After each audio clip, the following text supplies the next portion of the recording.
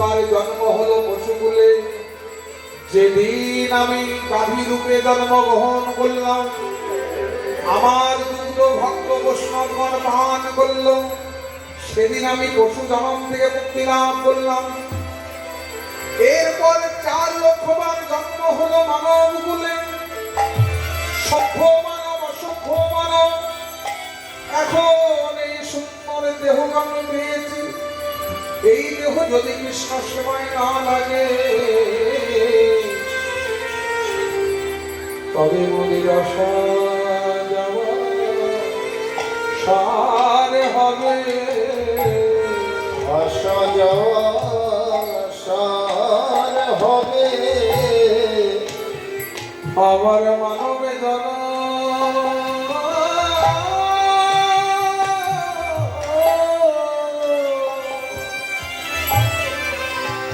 এই সাধে মানবে বিফলে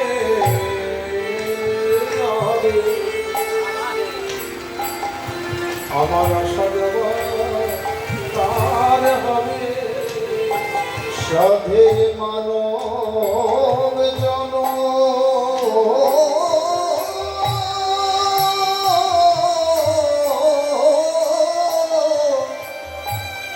মানব জন বিফলে যাবে।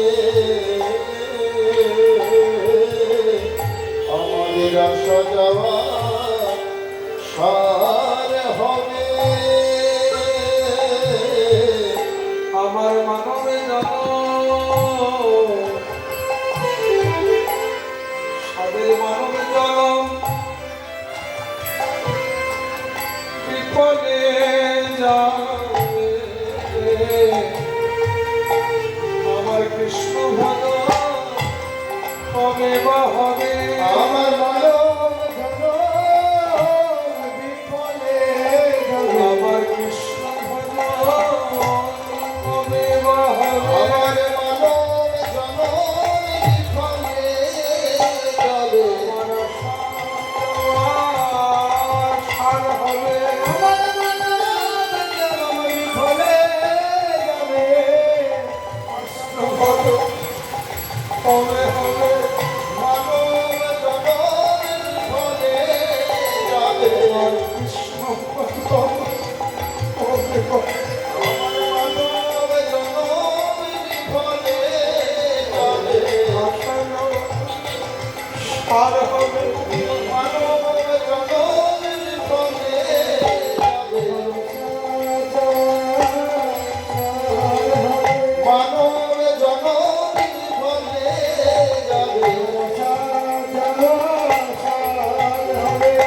মানব জন বিফলে যাবে। মানব জন বিফলে যাবে। মানব জন বিফলে যাবে। মানব জন বিফলে যাবে।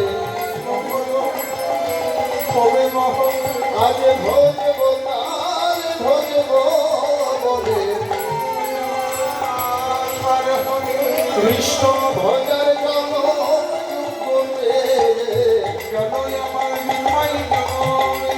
কৃষ্ণ পদার যোগ্য জনম পেয়ে আজ ভজব কাল ভজব বলে দিনে ফুল ধরে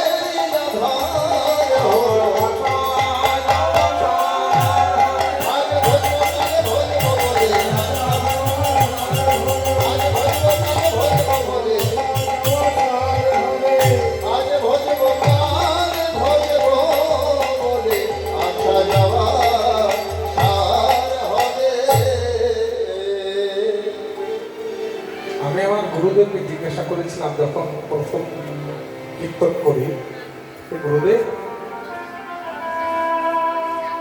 কীর্তনী অর্জনে কাঁদছেন, ভক্তের অর্জনে কাঁদছেন, তাকে তখন একে অপরকে আলিঙ্গন কেন করে?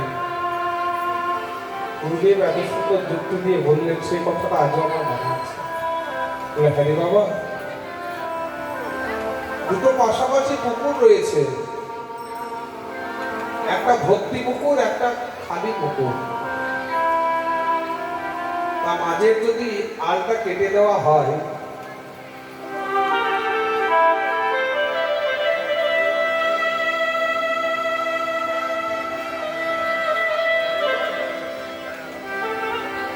ভর্তি পুকুর আর খালি পুকুরের মাঝের যে পাড়টা দেওয়া রয়েছে, মাঝের যে আলটা যদি কেটে দেওয়া হয়, তাহলে ভর্তি পুকুরের জলটা খালি পুকুরে গিয়ে পূর্ণ করে দেয়। যখন ভক্তের হৃদয়ে গভীর প্রেমের উদয় হয়, তার বহিঃপ্রকার হলো এই প্রেম অশ্রু। সেই অবস্থায় যদি ভক্তকে একটু আলিঙ্গন করা হয়, তাহলে তার হৃদয় থেকে প্রেম ভক্তি অর্জন হবে। তোমার যদি কিছু আছে তুমি আমায় দাও, আমার যদি কিছু আছে তুমি নাও, এই দেওয়া নেওয়া। এই পূর্ণ প্রেমের হৃদয় তার বহিঃপ্রকাশ হলো প্রেম অশ্রু। তখন হৃদয়ে একটা অষ্টসাত্ত্বিক ভাবে একটা বিকার হচ্ছে, এই প্রেম অশ্রু। তখন একটু ভক্তকে জড়িয়ে ধরলে হৃদয়ের যে অনুভূতিটা হয়, অনুভূতির প্রকাশ, প্রেম ভক্তি অর্জন হবেই হবে। এটা শাস্ত্রের প্রমাণ। আজকে মাতা যশোমতীর কাছে বারে বারে বলছেন, আমায় যেতে হবে, অষ্টম আছে, মাকে যেতে দিতে চান। মা তো বাৎসল্য করে, গোপালে রে তোকে কতই আমি সাধনা কামনা করে পেয়েছি, আমি কাটিয়া অঙ্গের মাংস সেবাতে দিয়েছি, তবে আমি কালো সোনার মা হয়েছি। মাতা যশোমতী এমন কিছু কর্ম করলেন যার জন্য ভগবানকে পুত্র রূপে পেয়েছে। এই মাতা যশোমতী আগের জন্মে ছিলেন ধরা দেবী, তার স্বামী হলেন দ্রোণ, ভিক্ষাই ছিল সম্ভব। ভিক্ষা করে যা নিয়ে আসতেন, কুলদেবতার সেবা দিতেন, অতিথির সেবা দিতেন, তারপরে যেটুকু থাকতো তাই দিয়ে নিবৃত্তি করতেন। ভগবান ভক্তের ভক্তিকে পরীক্ষা করবার জন্য দেবশ্রী নারদকে নিয়ে ব্রাহ্মণের রূপ ধরে ধরাদেবীর কাছে ভগবতী আসুন, আসুন ব্রাহ্মণ, আসন গ্রহণ করুন। মা কাল থেকে একাদশী করে আছে, কিছু আমাদের সেবায় দেবে। ধরাদেবী দেখছেন ব্রাহ্মণটা ঘরে রয়েছে, দিদি আমি সেবা দেবো, বাড়িতে কিছুই নেই, স্বামী গেছেন ভিক্ষায়, আমি কি সেবা দেবো, বাড়িতে তো কিছুই নেই। নিজে ভিক্ষায় বেরিয়ে পড়লেন প্রচন্ড ঝড় জলের মধ্যে, দরজায় দরজায় গেলেন, কেউ দরজা খুলল না। হতাশ হয়ে ধরাদেবী যখন ফিরে আসছে, দেখলেন পথের ধারে দোকানি দোকান পেতে বসে আছেন, তিনি হলেন অমল। দোকানে আমার বাড়িতে অতিথি বসে আছে, তাদের সেবা দেবো, এই সময় কন্ট্রোল দেবে, মূল্য দাও, মূল্য দিলেই দেবো, মূল্য দেওয়ার কোনো সামর্থ্য এই করতে নেই, তবে তোমার ঋণ আমি শোধ করে দিয়ে যাবো। দিতে পারবো না, মূল্য দিতেই হবে। ধরাদেবী যখন হতাশ হয়ে ফিরছে, দোকানি ডেকে বললেন, মা এদিকে এসো, দিতে পারি একটা শর্ত। কি শর্ত? আমি সব শর্ত মানতে রাজি আছি, তুমি যদি তোমার যৌবন আমার কাছে বন্ধক রাখো। নারীর স্তনযুগল হলো যৌবন। বলে, দোকানি এই আমার যুগল প্রয়োধর, দক্ষিণ স্তনটা হলো স্বামীর অধিকার। কোন দিন থেকে? সমুদ্র মন্থনে যখন হলাহল বিষ উঠে এলো, কেউ বহন করতে চাইল না, ভোলানাথ সেই বিষকে কণ্ঠে ধারণ করলেন। বিষের যারা দূর করবার জন্য মা পার্বতী ভোলানাথকে সেদিন এই দক্ষিণ স্তন পান করিয়েছিলেন। সেদিন থেকে দক্ষিণ স্তন হলো স্বামীর অধিকার, আর বাম স্তন হলো পুত্রের বাৎসল্য। বলে, বাৎসল্য প্রেমে আমি বাম স্তন দেবো, যে আমায় অস্ত্র দে। দোকানে একটা ধারাল অস্ত্র দিয়েছেন ধরাদেবী, বাম স্তন ছেদন করে দোকানের কাছে বন্ধক রেখে অতিথি সেবার সামগ্রী নিয়ে ফিরে এলেন। ক্ষতস্থানে বসন ধরিয়ে অতি কষ্টে অতিথিদের সেবার আয়োজন করে সেবা দিতে গেলে ভগবান চতুর্ভুজ নারায়ণ ব্রাহ্মণ বেশে এসেছিলেন। তার পাতার সামনে একটু ক্ষতস্থান থেকে রুভি রক্ত পড়লো। একে মা, তুমি অসুচি অসুচি হয়ে ব্রাহ্মণদের সেবা দিচ্ছ, আমরা তো সেবা গ্রহণ করতে পারবো না, আমরা চলে যাচ্ছি। হে ব্রাহ্মণ, আমি অসুচি নই, আমি অসুচি নই, আমি অসুচি নই। তাইলে এই রক্ত এলো কোথা থেকে?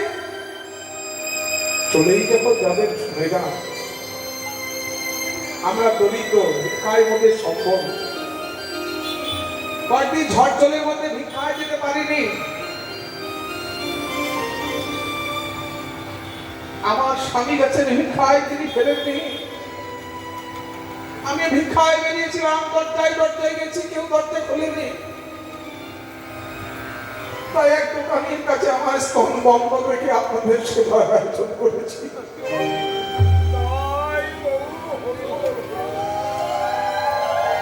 এ হলো আমার ক্ষত স্থানের রুধি।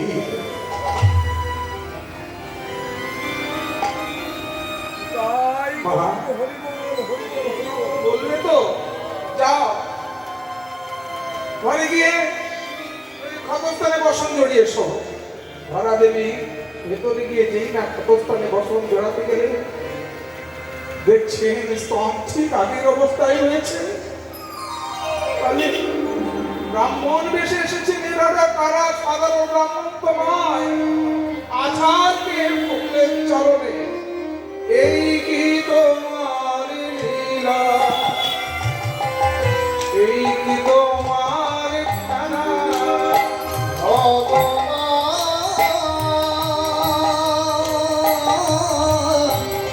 এই কি তোমার লীলা দয়াল, এই কি তোমার খেলা। কারে বা হাসন, কারে বা কাঁদা, তুমি কারে বা হাসো, কারে বা কাঁদা। কারে বা হাসন, কারে বা কাঁদা, তুমি কারে বা হাসো, কারে বা কাঁদা। বুঝি না তোমার লীলা, ভগবান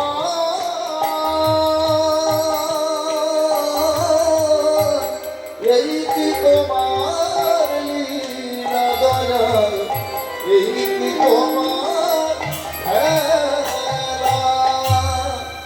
ভগবান ভক্তের কাছে ধরা দিয়েছে। চতুর্ভুজ নারায়ণ নিজ মূর্তি ধারণ করে দাঁড়ালে, কি প্রভু তুমি এসেছ? এই দুঃখিনীকে, হতভাগিনীকে পরীক্ষা করবার জন্য তুমি এসেছো। ধরা, তোমাকে পরীক্ষা করতে আমরা হেরে গেছি। বলো তুমি কি চাও? ধন চাও, গম চাও, রাজ্য সুখ? না, রাজ্য সুখ চাই না, ধন চাই না, শুধু এক জন্মের জন্য তোমাকে পুত্র রূপে চাই। মা, আমি কি তোমার গর্ভে আসতে পারবো না? আরেকজনকে কথা দিয়েছি। কাকে কথা দিয়েছে? ভগবান কৈকেয়ীকে কথা দিয়েছেন। কৈকেয়ীর জন্য ভগবান রামচন্দ্রকে 14 বছরের জন্য বনবাসে যেতে হয়েছিল। ভগবান রামচন্দ্র যখন বনবাসে গেলে কৈকেয়ী চৈতন্য বলল, কি রামের মতো ছেলেকে আমি বনবাসে দিলাম? রাম হেন ধনকে আমি বনবাসে দিয়েছি, আমি ভুল করেছি, ভুল করেছি, ভুল করেছি। রাম যখন 14 বছর পূর্ণ করে অযোধ্যায় ফিরবে, সবার আগে যদি আমার ঘরে এসে আমাকে মা বলে না ডাকে, এই বিষের পাত্র রেখেছি, বিষকে আমি প্রাণে বিসর্জন দেব। আর যদি আমায় মা বলে ডাকে, আমি তাহার মুখে দুধ তুলে দেব। ভগবান রামচন্দ্র 14 বছর পূর্ণ করে অযোধ্যায় ফিরে সবার আগে মা কৈকেয়ীর ঘরে গিয়ে মা বলে ডেকেছিলেন, মা রাম এসেছিস বাবা?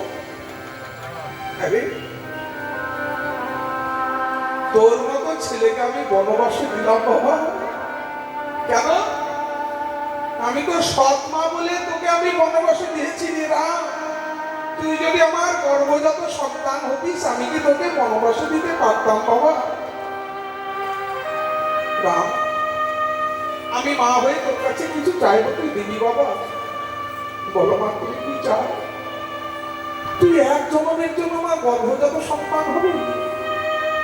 হ্যাঁ মা, হব, কিন্তু তোমার স্তনদুগ্ধ পান করতে পারবো না। তুমি মা হয়ে মাকে অপমান করেছ, তোমার গর্ভে আসবো কিন্তু স্তনদুগ্ধ পান করতে পারবো না। সে কই হলেন দৈবকী, আর ধরাদেবী হলেন যশোমতী। আমার গোপালকে আমি কি করে কষ্টে যেতে দেব? আমি যে কাটিয়া অঙ্গের মাংস সেবা দিয়ে দিয়েছি,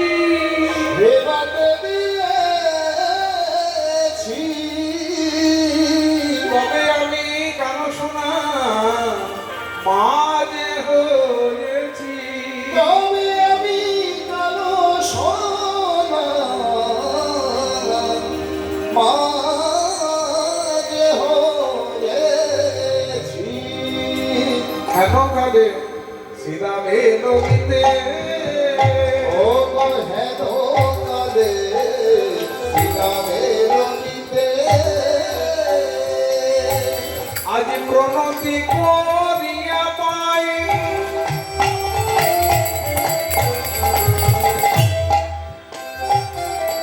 আজ কহিছে শ্রীরামে মায়, ও গো প্রণতি করিয়া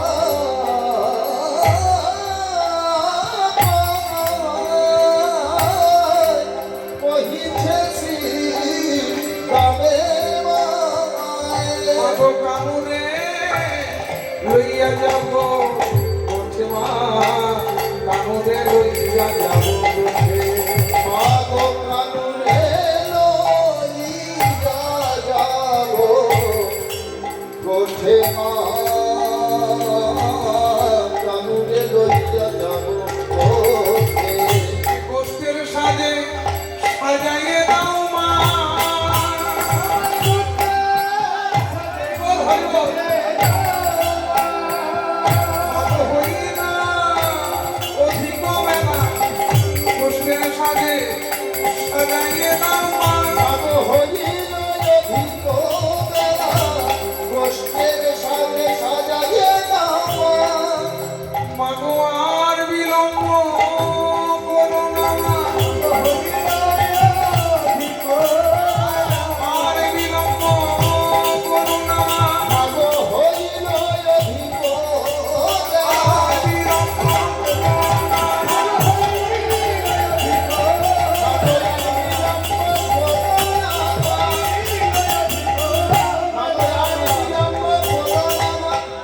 গোষ্ঠের সাথে সাজাইয়ে দাও মা। ওই শুনিয়া শ্রীরামের কথা, রানী অন্তরে পাইয়া ব্যথা, শুনিয়া শ্রীরামের কথা, রানী অন্তরে পাইয়া ব্যথা। রানী কহে শোনো রে বাছুনি, ও গো রানী কহে শোনো রে বাছুনি, ওই আজিকার গোচারণে তোরা সব জাগে বনে, ও গো আজিকার গোচারণে, তোরা সবাই জানে বনে। ওই গৃহমাজে রবে নীলমণি, গৃহেতে রহিবে নীলমণি। মানো গৃহেতে রহিবে নীলমণি, গৃহেতে রহিবে নীলমণি। আজকের মতো তোরাই জানে আমার গোপাল গোষ্ঠীর নামে নামে, আজকের মতো তোরাই জানে আমার গোপাল গোষ্ঠে যাবে আগে, আজকের মতো তোরাই জানে। ও মা, আমরা প্রত্যেকদিন গোষ্ঠী যাই, ভাই কানাই আমাদের সঙ্গে যাই, ভগবানের লীলা হলো দু রকম, একটা হলো নিত্য লীলা আর দ্বিতীয়টা হলো নৈমিত্য লীলা। নিত্য লীলা কি? প্রত্যেক দিন, এই যেমন আজকে অষ্টকালীয় নিত্য লীলা বলা হয় না? নিত্য লীলা যা কোনোদিন বন্ধ হয় না, এখন হচ্ছে, এখনো গোষ্ঠ প্রত্যেক দিন হয়, মধ্যাহ্ন লীলা প্রত্যেক দিন হয়, এরকম গোষ্ঠী গেলে তো ফিরে আসবে, রূপ বর্ণনা, আটটের রাস, এখনো বৃন্দাবনে ৫,৫০০ বছর ধরে বৃন্দাবনের লোক চক্ষুর আড়ালে রাসলীলা হচ্ছে। নিত্য লীলা প্রতিদিন হচ্ছে, নিত্য প্রতিদিন বন্ধ নেই। নৈমিত্য লীলা যেমন একবার করে হয়েছে, সেটা কি? গিরিগোবর্ধন ধারণ, একবার ধারণ করেছে, দুবার তো নয়, কালিয়ানাগ একবার ধারণ করেছে, এগুলো নৈমিত্য লীলা। কিন্তু আজ আপনারা শুনছেন কেন শেষের দিন কি বলা হয়? অষ্টকালীয় নিত্য লীলা। আজকে অষ্টকাল, ৮টি কাল, মানে ৮টি প্রহর। প্রাত, সকালে প্রাত, পূর্বাহ্ন, মধ্যাহ্ন, অপরাহ্ন, সায়ং, প্রত্যুষ, নিশি আর নিশান্ত। এই যে ৮টা প্রহর হচ্ছে, ৩ × ৮ = ২৪ ঘন্টা, ৩ ঘন্টা করে একটা প্রহর হয়, তাহলে ২৪, এই যে ৩ × ৮ = ২৪, ৮টা প্রহর। হ্যাঁ, তাহলে এই যে নিত্য লীলা, গোষ্ঠ হলে একটা নিত্য লীলা প্রত্যেক দিনে হয়। নৈমিত্য লীলা যা একবারই হয়েছে, আগে শুনলেন গিরিগোবর্ধন ধরন, পুতনাবধ, কালিয়ানাগ দমন, এগুলো সব একবার। আর নিত্য লীলা মাতা যশোমতী বলছেন, তোকে যেতে দেব না, গত রজনীতে আমি এক দুঃস্বপ্ন দেখেছি। বলছেন, ও মা, কুস্বপ্ন? তুমি গত রজনীতে কি কুস্বপ্ন দেখলে একবার বলবে তো? আমি স্বপ্নে দেখিল গোপাল, কালী দহের জলে সীতামনে, আমি সকলে দেখিলাম কানা, কালী দহে জলে সীতারে, আমি স্বপ্নে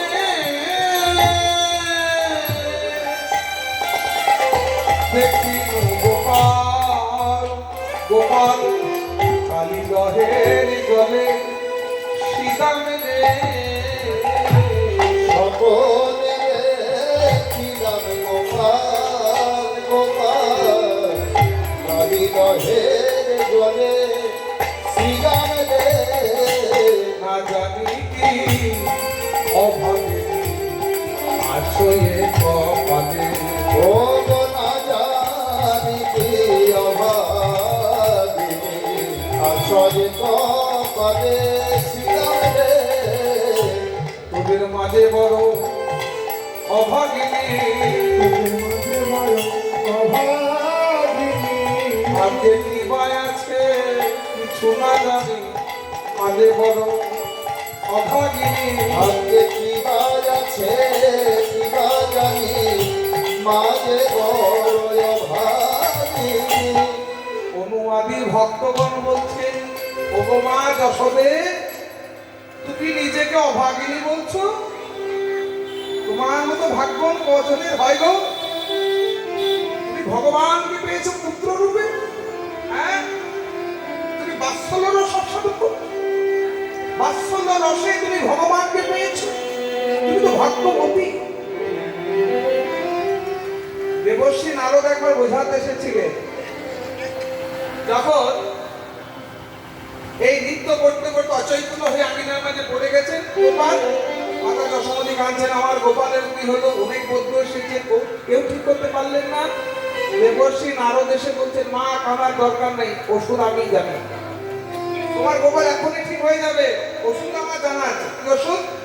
এই যে আঙিনার মাঝে ধুলোগুলো রয়েছে না, এই ধুলোগুলো একটু তোমার গোপালের মাথায় দিয়ে দাও, তোমার একটা চরণ ধুলি তোমার গোপালের মাথায় দিয়ে দাও, তোমার গোপাল ভালো হয়ে যাবে। আচ্ছা দেবশ্রী, তুমি আমার চরণগুলো কেন দিতে বলছো আমার গোপালের মাথায়? তোমার গোপাল কে জানো? কি আবার? এই তো কাংশ বলা বংশ কৃষ্ণস্তু ভগবান, ভগবান। এই আঙিনার মাঝে তারই চরণ ধুলো রয়েছে, তার চরণ ধুলো দিয়ে তাকে সুস্থ করো। আচ্ছা দেবশ্রী বলছি, তোমরা আমার গোপালকে ভগবান কেন বলো? হ্যাঁ? আমার গোপাল তোমাদের কাছে ভগবান হতে পারে, সে আমার কাছে ছেলে। এই হলো বাৎসল্য রস। কোনদিন ভগবান জ্ঞানের সেবা করে না, আপন জন আমার ছেলে, এই বাৎসল্য রস। এই বলছে শ্রীরাম রে, কত রজনীতে আমি কুস্বপ্ন দেখেছি। স্বপ্ন দেখলাম না জানিস, আমার গোপাল কালীমহের পিস্তলে ঝাঁপ দিয়েছে, আমার গোপাল মা মা বলে কাঁদে। ঘুমটা ভেঙে গেল, আর আমি ঘুমোতে পারিনি।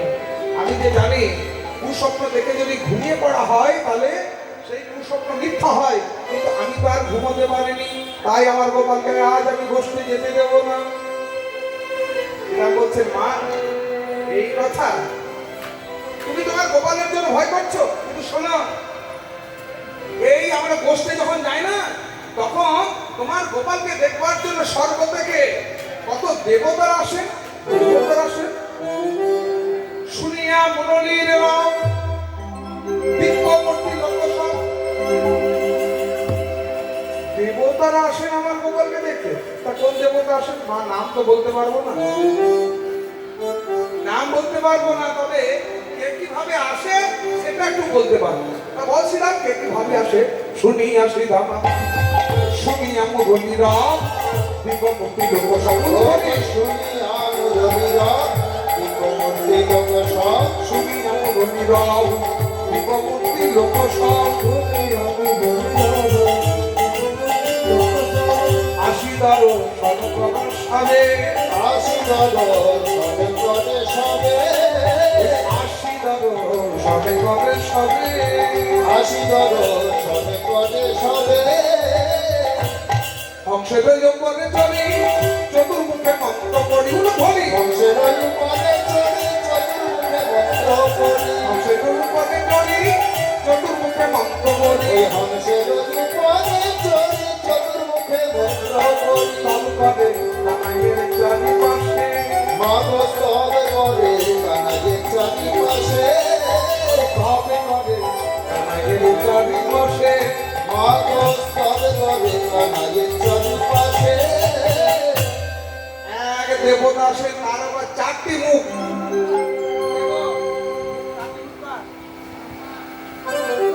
এক দেবতা আসেন, তার আবার চারটি মুখ। সে চার মুখ দেবতা এসে ভাইকানাকে ঘিরে ঘিরে কি বলে জানো মা? যে কৃষ্ণ কৃষ্ণ কৃষ্ণ বলে, কৃষ্ণ কৃষ্ণ কৃষ্ণ ওই কৃষ্ণ কৃষ্ণ কৃষ্ণ বলে। ওই ভাইকানাকে ঘুরে ঘুরে কৃষ্ণ কৃষ্ণ কৃষ্ণ ওই বলে। ভাইকা নাইতে ধীরে শুধু কৃষ্ণ কৃষ্ণ কৃষ্ণ বলে। ভাইকা নাইতে ধীরে ধীরে, ভাইকা নাইতে ধীরে ধীরে কৃষ্ণ কৃষ্ণ কৃষ্ণ বলে। ব্রহ্মা আমার গোপালকে দেখতে আসে, বাহ, শুধু কৃষ্ণ নাম করছে আর, কিন্তু এই ব্রহ্মার একটু বিশ্বাস হলো না। তখন দেবশ্রী নারদ গেলেন, পিতা কি দেবশ্রী হঠাৎ আগমন, ভগবান এসেছে। কোথায়? বৃন্দাবনে।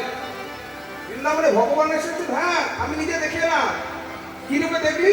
ভগবানকে দেখলাম গরু চড়াচ্ছে, গাছে চড়ছে, বন্ধুদের এটো ফল খাচ্ছে। এ কেমন ভগবান? ভগবান গরু চড়াবে, গাছে চড়বে, বন্ধুদের এটো ফল খাবে? যাই তো একটু বৃন্দাবনে দেখে আসি। ব্রহ্মা বৃন্দাবনে এলেন। এই ভগবান গরু চড়াচ্ছে, ওই তো বন্ধুদের কাঁধে চড়ছে। পরীক্ষা করতে হবে। ব্রহ্মা কি করলেন? লবলক্ষ ধেনু আর 12 জন সখাকে হরণ করে গিরি গোবর্ধন পাহাড়ের গুহায় রেখে দিলেন। দেখি তুমি কেমন ভগবান। তুমি যদি ভগবান হও, তাহলে আবার তুমি নবলক্ষ ধেনু 12 জন সখা সৃষ্টি করতে পারবে। ব্রহ্মা, তুমি বৃন্দাবনে এসেছো ঠিকই, কিন্তু অহংকার নিয়ে বৃন্দাবনে যখন তুমি এসেছো, দস্যুর মতো আচরণ করেছো, সেই ফল তোমাকে ভোগ করতে হবে। এই 12 জন সখা নবলক্ষ ধেনু আমি সৃষ্টি করলাম। ব্রহ্মাকে ফিরে গেছে ব্রহ্মলোকে। এদিকে ভগবান আবার গোষ্ঠ লীলায় মাত্র 12 জন সখা নবলক্ষ ধেনু নিয়ে দেবশ্রী নারদ দিয়ে সংবাদ দিলেন বৃন্দাবনে ভগবান দর্শন হলো, কোথায় তোমার ভগবান? আমি ওই যাকে ভগবান বলছো তার 12 জন বন্ধুকে চুরি করেছি, নবলক্ষ ধেনুকে চুরি করে ওই গিরি গোবর্ধনে পাহাড়ের গুহায় রেখে এসেছি। আমি তো আবার দেখে এলাম 12 জন সভা নবলক্ষ ধেনু। বলো তো, এই তো একদিন আগে আমি চুরি করে এলাম, আমি আজকে দেখে এলাম। যাই তো দেখি, প্রথমেই ব্রহ্মা গেলেন সেই গিরি গোবর্ধন পাহাড়ের গুহায়, দেখছে নবলক্ষ ধেনু রয়েছে, 12 জন বন্ধু রয়েছে, গোষ্ঠ মাঝিয়ে এসে দেখলেন নবলক্ষ ধেনু 12 জন সখা। আবার চুরি করলেন, রাখলেন গিরি গোবর্ধনে পাহাড়ের গুহায়। 8 বার চুরি আর 8 বার হরণ, আর ভগবান করছেন পূরণ। সৃষ্টি হরণ 8 বার হলো, 9 বারের বেলায় সৃষ্টিকর্তা ব্রহ্মা দেখছে এই গুহাটার একটি ধনু রাখার জায়গা নেই। আছাড় দিয়ে বললেন গোবিন্দ চরণে, হে